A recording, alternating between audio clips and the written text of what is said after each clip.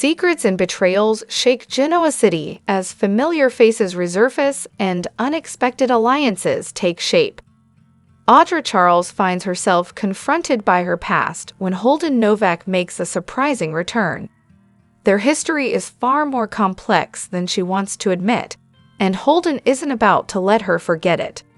As tensions rise, Audra tries to keep her new life intact, but Holden's sudden appearance threatens everything she's built. Meanwhile, Billy Abbott continues his streak of deception, sneaking out on Sally Spectra in Paris to handle some pressing business that he would rather keep hidden.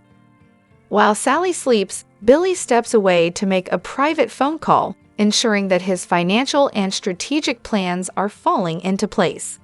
He speaks in hushed tones, hinting at a larger scheme involving Chancellor, one that could have lasting effects on Nikki Newman's leadership. His covert actions raise red flags, and when Sally stirs awake, she senses that something isn't quite right. Confronting Billy, she asks what he's up to, but he skillfully dodges her questions, leaving her with even more doubts. Back in Genoa City, Phyllis Summers grows increasingly frustrated. Billy has been ignoring her calls, and she's determined to get to the bottom of whatever he's plotting. Phyllis confides in Nick Newman, who is equally concerned about Billy's true motives. Though she tries to reassure Nick that Billy isn't seeking revenge against Newman Enterprises, she can't shake the feeling that something major is brewing.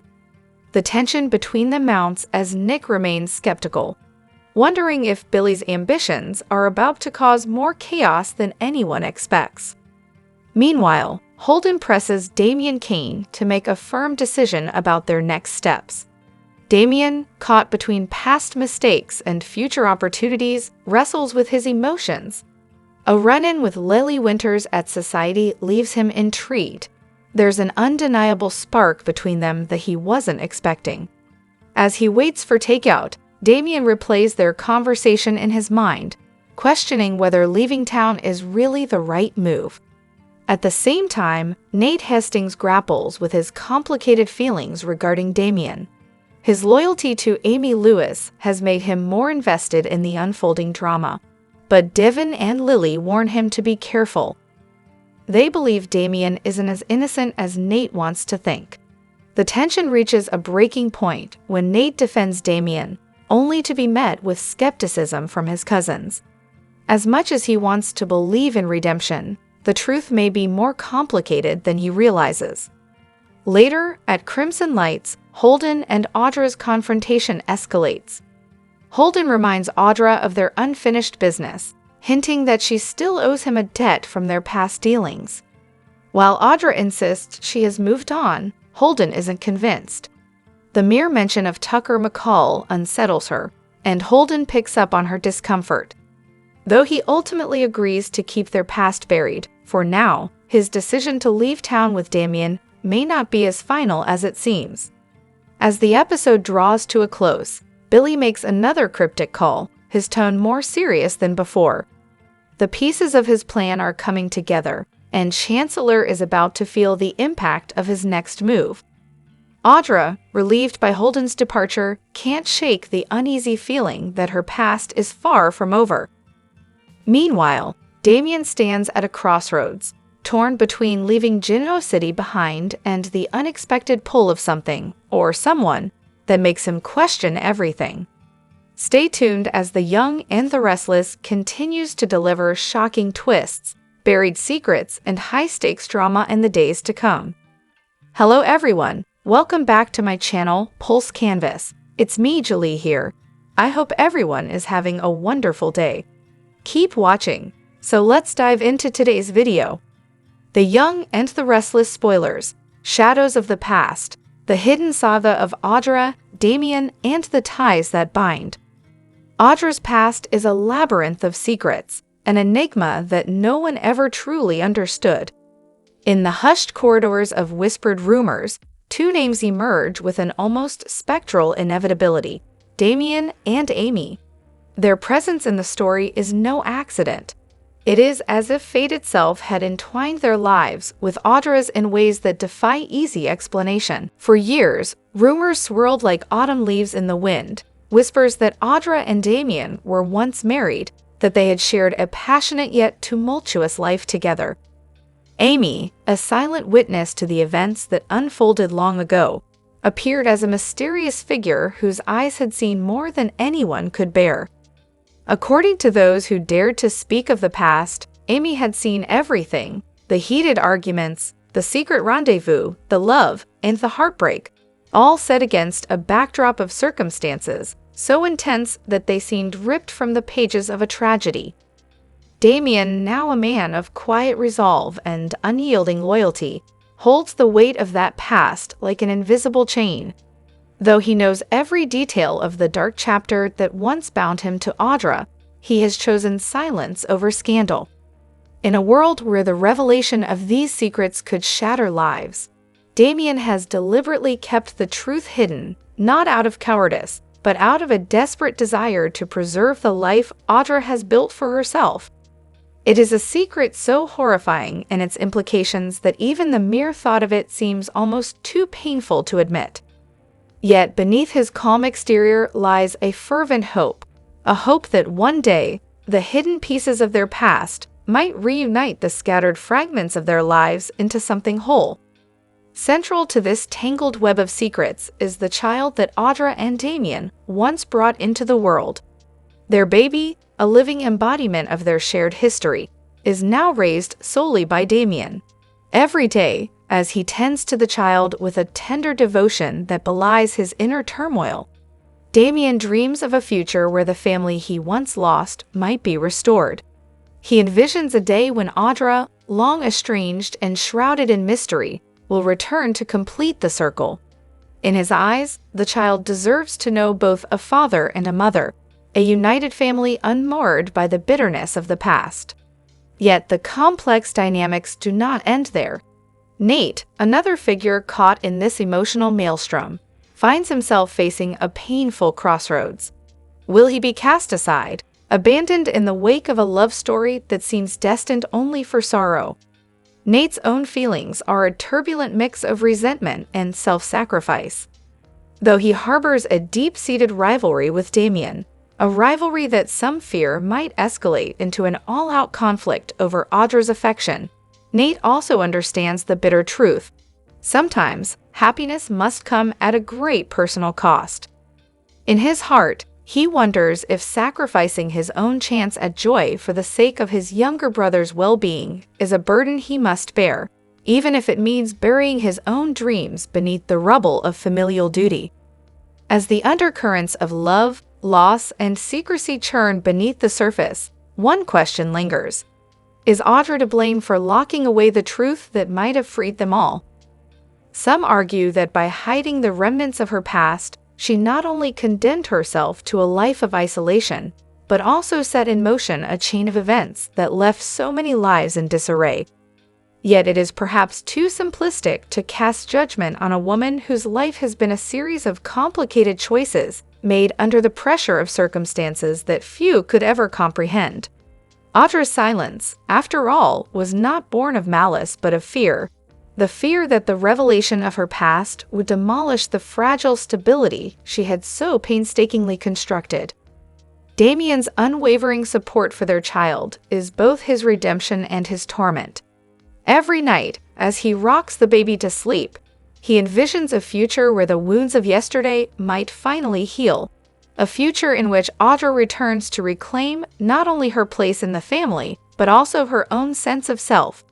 For Damian, the reunion is not just about rekindling old flames. It is about forging a new beginning, where truth, however painful, can become the cornerstone of a more honest and loving existence.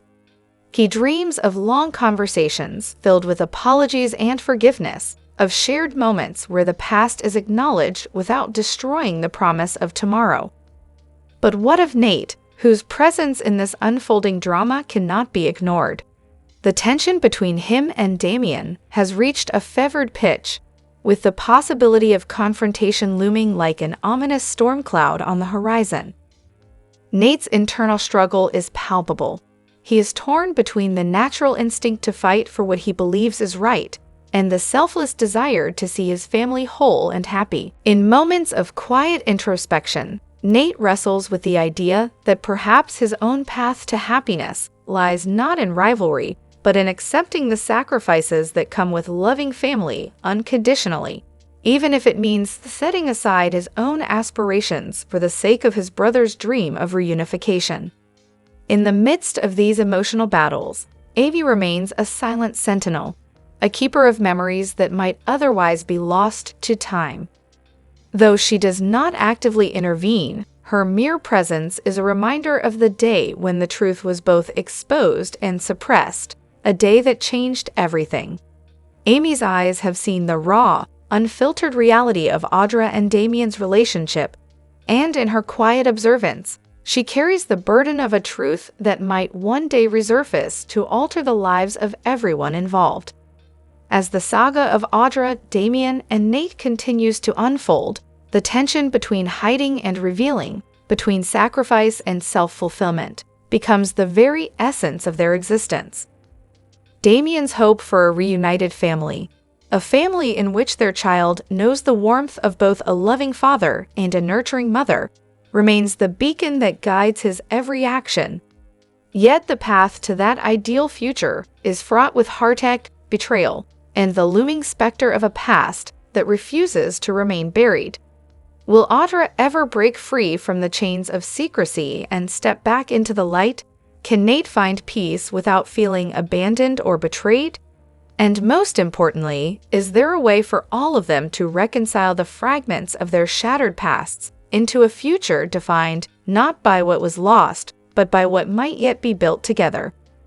The answers remain hidden, as elusive as the secrets that have haunted them for so long. In the end, this is a story not just of lost love and hidden truths, but of the relentless human desire to seek redemption and healing amid the ruins of our past. It is a testament to the fact that even the most horrifying secrets, when faced with courage and compassion, can be transformed into the stepping stones of a new beginning. The Young and the Restless spoilers, a reckoning of love and betrayal. Kyle always believed he was in control, treating Summer and Claire as trophies in his game of seduction. Both women, convinced of their victory, reveled in his attention. Yet beneath their illusions of triumph, fate had other plans. Unbeknownst to them, both Summer and Claire had become pregnant, a cruel twist of destiny. While they saw themselves as winners, their bodies bore the consequences of Kyle's recklessness. They longed for accountability, unaware that the truth was already closing in. Kyle's world crumbles. Kyle's carefully crafted facade shattered when he discovered the pregnancies. No longer could he hide behind charm, his actions had caught up with him. Shock and dread consumed him as he realized he was about to become the father of 2 children. Victor, ever the protective patriarch, had long warned Kyle of his reckless ways. When the truth came to light, his fury erupted. In a fit of rage, he confronted Kyle, his hands tightening around his throat, a desperate attempt to choke the chaos before it consumed more lives. But it was too late. A mother's wrath. In Genoa City, the scandal sent shockwaves through high society. Victoria and Phyllis, fierce protectors of their daughters, were enraged. To them, Kyle was nothing more than a reckless cad who had ruined their daughters' futures. The revelation wasn't just a personal disaster, it was a public disgrace. The mothers were furious, not only with Kyle, but with a world that left their daughters trapped by one man's irresponsibility. With few prospects in sight, they feared their daughters would be tied to Kyle forever, forced to navigate a future they never planned for. Kyle's moment of reckoning. For the first time, Kyle felt true remorse. Holding his son Harrison, he sought redemption, but the weight of his past mistakes was suffocating. Jack, ever the voice of reason, demanded that Kyle take responsibility. "You must stand up," Jack insisted. "No more running." But did Summer and Claire even need Kyle? Or was this a burden they could choose to shed on their own terms? The final choice? As the storm raged, one question loomed. What would Summer and Claire do? Would they sever ties with the past, perhaps even choosing to terminate their pregnancies? Or would they demand Kyle step up, despite his failings? No matter their choice, one thing was certain: Kyle's actions had changed their lives forever. In the end, the tangled web of love, betrayal, and regret left everyone at a crossroads. Would Summer and Claire rise above, reclaiming control over their destinies, or would they be forever defined by one man's recklessness? At Nate's place, he tells Devin and Lily that he met Damian and he knows the whole truth now. They remark on him sending someone to impersonate him and wonder what he might pull next. Nate gets why Damian was being cautious. He shares that Damian isn't as down and out as they thought. He's a successful businessman and probably faces scam attempts all the time. Lily and Devin aren't buying this as a reason for him not showing his face. They ask what he has against Amy anyway. Nate says he didn't get into that. He was too busy picking himself up off the floor after their reveals. Devin thinks he's making excuses for the guy. He's sure it was an emotional moment for him to see his brother, and he wanted to find common ground, but they're looking out for him. Nate isn't blind. The truth is, I'm having a hard time with the fact that Damian and I are even related at all. Nate doesn't know what he was expecting, a connection maybe, or something to latch onto his brothers. He was like a tightly wound coiled spring and angry. He didn't see his dad in him at all. Lily points out he dropped a bomb on him. That's why Nate's trying his best to withhold judgment, but Amy's hurt and heartbroken. Devin asks what happens next. Nate will keep trying for as long as it takes to get through to Damian, or for him to go home. Devin still wouldn't trust the guy. Nate hears him, he's just trying to figure out what he'd do in Damian's position. Lily says the ball's in his court, it's all up to Damian now. Damian opens up to Holden. On Crimson Light's patio, Holden asks Damian if he's Oak. He says it was hard to learn his entire life until now was a lie. He should have just ignored Nate Hastings' pitch. I got too curious. I just had to know what the man was up to. Then I come to find out he's my brother and my mother's dying. Also, his dad wasn't his dad. How is he supposed to shake this off and move on? He should have just stayed in LA. Now, it's too late. Holden feels guilty for pushing him to see Amy. Damian tells him he was right to tell him his mother was sick. He hasn't even had a chance to process the reality of her diagnosis amid everything else that was dumped on him. Damian reflects that he and his mom used to be so close, but the secret she kept from him, she kept from his dad too. How could she have done that to us?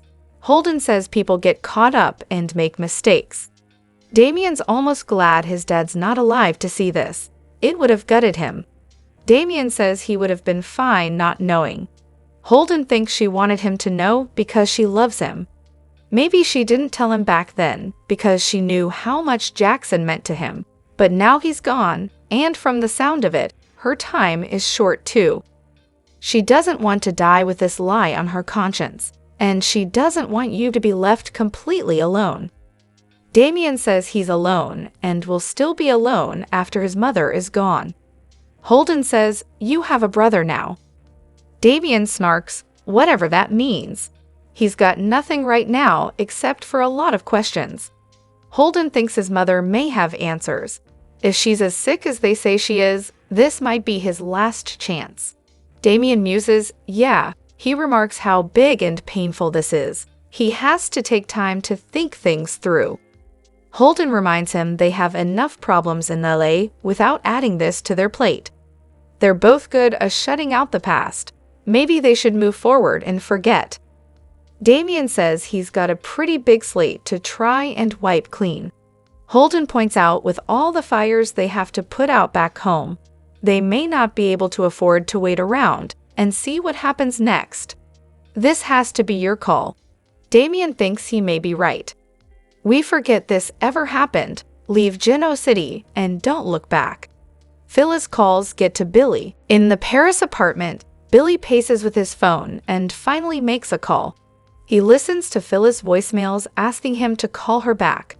Looking in the direction of the other room first, he decides to call the redhead. In the park in Genoa City, Phyllis picks up Billy's call and gasps, "Finally, I was beginning to think you were going to ignore me forever." More love triangles for Valentine's Day. In the Paris apartment, Sally overhears Billy tell Phyllis she's pretty hard to ignore. Billy reminds Phyllis it's a different time zone and is late. She left him 15 messages. Phyllis has incredible news. Daniel has decided to join Abbott Communications. Billy's happy to hear this, but he specifically told her this could wait. He admits he took Daniel on mostly because of her. She says he'll be a real asset to the company. Billy's sure she's right, but what role will he fill? Phyllis says he's working hard on new ideas. They'll figure it out and he'll shine. Billy's happy the team is coming together. Phyllis is really happy that he's not using this opportunity to go after Victor or Chancellor. "We need to start with a clean slate." Billy carefully replies, "I couldn't agree more." Phyllis wants to talk business, but Sally approaches Billy from behind. He tells her they can talk when he gets back and hangs up. Billy tells Sally he called Phyllis back to get it out of the way. Sally remarks that she can be relentless. What was so important? Billy says, "Nothing that matters to me in that moment." More, Claire's new obstacle more formidable than Victor. In the park, Phyllis talks to herself about Sally and Billy and hopes he won't mess up. They can't afford another failure. Nick appears and chirps, "Hey, bad news?" Phyllis asks where his breakfast date is. Could she possibly make it home without him? Nick snarks about her ability to always get a dig in. Phyllis calls Sharon a delicate flower. Nick sits down and says she doesn't seem good. Phyllis is frustrated about something, but there is something that makes her happy. She finally convinced her son to work with her and Billy at his new company. Nick asks if she and Billy are teaming up again. She says they never stopped. It just looked like it because Heather was murdered and her son was framed by Sharon. Nick grunts, "Another dig." Nice. Phyllis is happy her son's life is finally going to get back on track. Nick asks what the new business is exactly. In Paris, Sally and Billy kiss.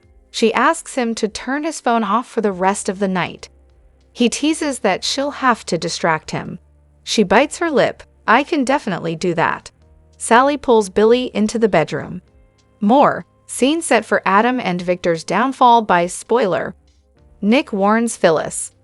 At Crimson Lights, Phyllis and Nick continue talking about her and Billy working together again. He learns Abbott Chancellor is a media company. Phyllis says they have funding and are ready to launch. She asks him to keep it quiet. Nick assures her she can trust him. He asks what Daniel's role in this is, and she says he's a creative genius. He'll be an asset to the company. Nick hopes it works out for them. Phyllis smirks, "How neutral of you." Nick insists he's being genuine, but her track record working with Billy isn't the best. He fired her when Jill asks. Phyllis wonders if he's trying to spoil this. Nick is only reminding her that Billy cares about Billy, not her. He always blows things up. Phyllis denies that's what happened at Abbott Chancellor. Lily was trying to undermine Billy, and Jill decided to team with his dad to pull the rug out from under Billy. She's sure he heard a different version from his mom and dad, who shoved Lily out of the way. Nick didn't like that and told them so, but it was Jill's company. Phyllis complains she sold her son out and says she finds it admirable Billy's not going after them for revenge. Nick is skeptical of her claim that he's not doing that. "I just think that if I was you, I would hold off on getting all those brand new business cards." Damian makes a shocking decision. On the coffee house patio, Damian decides he doesn't know his mother a damn thing, not after she kept these secrets all these years. Why should he stick around? Holden has his back, whatever he decides. Damian is grateful. "You're the only real friend I ever had." More, Meet the actor playing Damian. At Nate's place, he hopes Damian loves his mother enough to forgive her. He knows she made a horrible mistake by hanging on to these secrets, but she's a good woman who deserves to leave the earth in peace. Devin asks how he'll feel about Damian if he doesn't give her that opportunity. Nate wishes he'd give Amy a damn break. She's dying. It pisses him off a bit, and he'll do whatever he can to change his half-brother's mind. He admits they've gotten close, and Amy's brought out a softer side of Audra too. Audra's gentle and selfless with her. He doesn't know if Audra's had a good relationship with her own mother, but her connection with Amy is real. Devin and Lily believe him. Nate says no one is just one thing. The three of us should know that better than anyone. Devin asks if there's anything that can be done for Amy medically. Nate says it's worth trying, and Damian agreed to a second opinion. Lily shrugs. Maybe it's not as hopeless as you think. Nate's cousins let him know they care. He just hopes it's a happy outcome for everybody. Lily warns him again to watch out for Damian. She doesn't like how he hid behind that Holden guy. You don't know who, or what, you're dealing with. Holden knows Audra. On the coffeehouse patio, Damian tells Holden he's going back to the hotel to pack. He'll grab some food first inside and meet him there. Holden is shrugging on his jacket when Audra enters the patio. He says, I was wondering when we'd finally have a moment alone. Audra tells him they have nothing to say to each other and warns him to keep his mouth shut about the past. I don't know you and you don't know me. Got it? Holden says, that's just not true, Audra. We do know each other very well. He promises her their secrets are safe for now. You look good. Audra tells him it was ballsy to impersonate Damian. He says that's what friends do for each other. I thought we were friends too. Audra says that was for a very short time. Holden reminds her that he helped her out of a jam with her boss. How is Tucker, by the way? Audra asks what he wants. Holden informs her she owes him. Big time. More, Brayton James' new girlfriend. Audra acknowledges that she owes him and thanks him for not saying anything to Nate. Holden shrugs. What would be the point? He marvels at the coincidence of finding her there, hooked up with the guy Damian sent him to check out, who, by the way, happens to be his half-brother. Audra says it was a surprise to her too. She doesn't know what will happen between her and Nate, but he treats her better than anyone she's ever known. She's done with Tucker for good and is a different person now. I like my life here and I would like that to continue. Holden tells her it's her lucky day. He doesn't want their past coming to light, and he and Damian are headed back to Los Angeles tonight. They can all pretend this ever happened. Inside, Crimson Lights, Damian runs into a surprised Lily and apologizes, clearly struck by her beauty. She tells him to watch where he's going next time and sits down. He smiles. At Crimson Lights, Phyllis tells Nick that she understands everyone wanting to think the worst of Billy because everyone also wants to think the worst from her. Nick apologizes. Phyllis says his first instinct was to go after Victor. She was going to help him but realized it wasn't worth it. She talked to Billy and told him not to go after Victor. No one who does ever wins, he agreed. Nick says, or he pretended to. Phyllis insists they're not going after his family. His parents will have no accountability as usual. Nick says it's nice, there's no revenge planned. He hopes it works out for her, but it's been his experience and hers to never take anything Billy says at face value. You never really know what his agenda is. Billy's mysterious call. In Paris, Billy checks to see if Sally's sleeping and then slips out of the bedroom. He dons a shirt and calls someone. Hi, it's me. I wanted to give you a quick update. Funding has been secured. Staffing is complete. Abbott Communications is a go, and we should be able to launch very quickly. He tells the person on the other end, there is one more thing I need you to do. I want you to take a deep dive into Chancellor. I want to know every single thing that's happened there since Nikki took over. He tells the person to get back to him as soon as they can. The Young and the Restless spoilers reveal that 3 cheating stories may be brewing. So who's getting betrayed? Some painful moves could be coming up thanks to some tempting hexes. So let's talk about all the strayed couples and interlopers. 1. Kyle cheats on Claire with Summer. For starters, we should address Summer Newman's growing feelings for Kyle Abbott and whether she might successfully steal him away from Claire Newman. The bond between exes can be awfully strong on Y and R, especially when kids are involved. Harrison Abbott has already been requesting more time as a family, so Summer may use that to her advantage. Now that Claire and Kyle's relationship is deepening, Summer will try to pump the brakes and launch her own reunion with Kyle. Whether that plan works or not, Kyle could at least be tempted to land back in Summer's bed. 2. Audra cheats on Nate with Holden.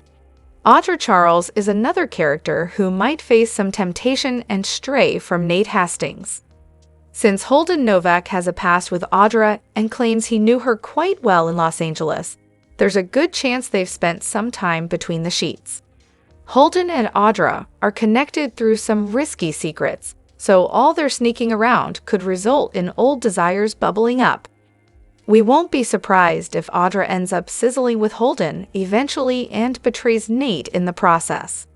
3. Billy cheats on Sally with Phyllis.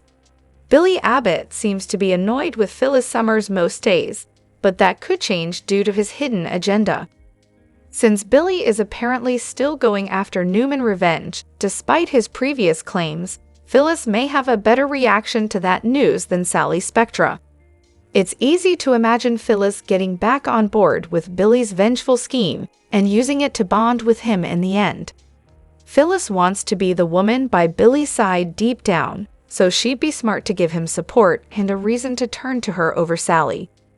At the very least, Billy could do some emotional cheating by confiding in Phyllis and leaning on her while leaving Sally in the dark. Of course, Phyllis might actually convince Billy to head to the bedroom with her, so that's an option to keep in mind for these former flames. The Young and the Restless spoilers say some cheating twists may be in the works, so stick with us for more betrayal predictions and updates on any couple setbacks ahead. It's the place to be for exciting Young and the Restless spoilers, predictions, updates, and news, so visit us often for more Y and R details. It's the end of an era for the Young and the Restless. Fans were left in shock and heartbreak when soap opera legend Eric Braeden, who has portrayed the iconic Victor Newman for over 4 decades, announced his official departure from the show. The emotional revelation came via an Instagram post that sent shockwaves through the soap world, leaving devoted viewers grappling with the reality of Genoa City without its most powerful titan. The announcement that shook the soap world. Eric Braeden took to Instagram with a heartfelt message that no fan was prepared for. With a heavy heart, the 82-year-old actor revealed that the time had come to bid farewell to Y and R, the show he helped define since 1980. "I never thought this day would come," Braeden wrote. "Victor Newman has been a part of me for so many years, and leaving him behind is one of the hardest decisions I've ever made. To my fans, you have been my strength, my inspiration, and my reason for coming to work every day.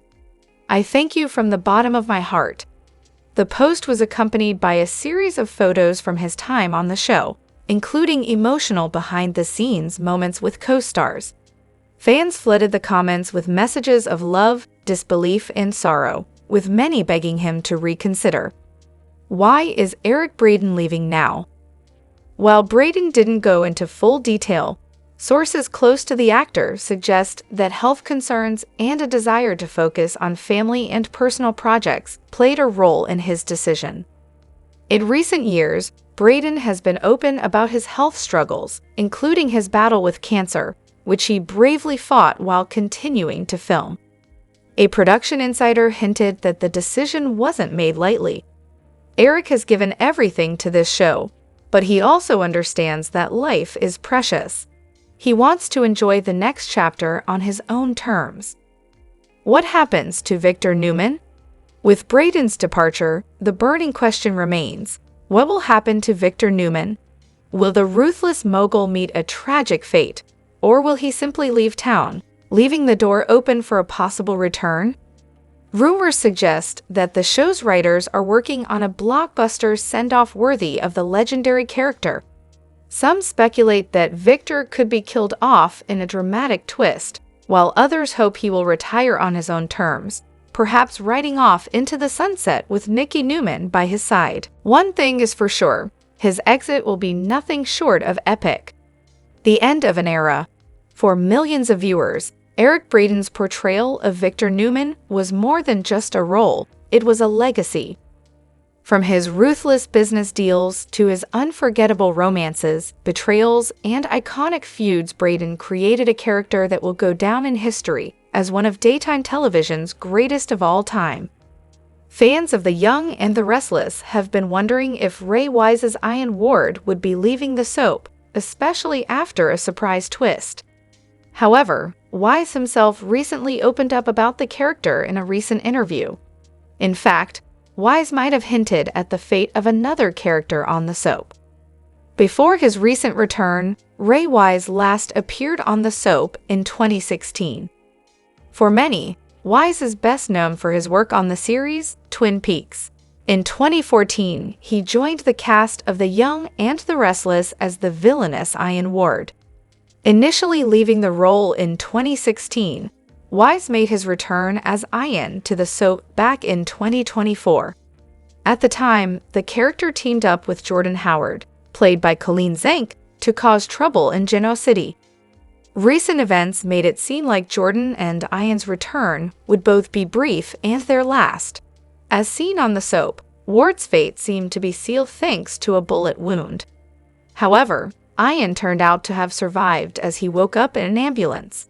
Following this, Wise has since opened up about the story and his character's future on the series with Soap Opera Digest. The publication noted that Ian should be leaving the soap for a while.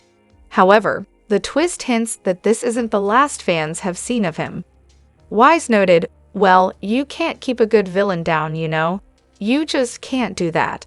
And I was very happy that they kept the door open for Ian to make a return at some point." The publication also noted, before his return, Wise hadn't been on the soap since 2016.